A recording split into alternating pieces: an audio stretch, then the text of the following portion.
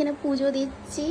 আজকে বৃহস্পতিবারের পুজো দিচ্ছি। আর এই যে মাম্মামকে এখানে বসিয়ে নিয়েছি, দেখো এই যে মৌসুম্বি দিয়ে একটা খাওয়া শেষ হয়ে গেছে আর এখন আর একটা খাচ্ছে।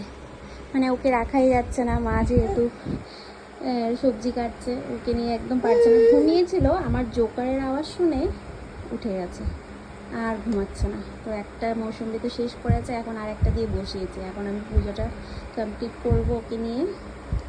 ওইখানে বসিয়ে নিয়েছি, কি করব বলো।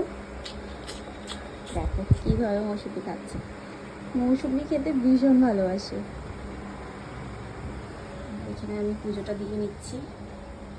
আমার ঘর পাতা হয়ে গেছে, এবার আমি পুজোটা কমপ্লিট করব। বাতাও সাজিয়ে দিয়েছি।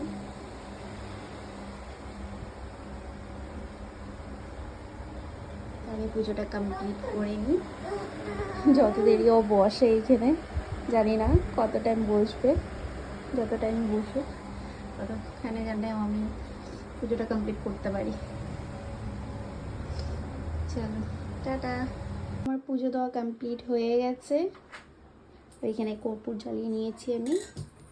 আর এই যে মাম্মাম বসে আছে, শি করে দিয়েছে পুরো।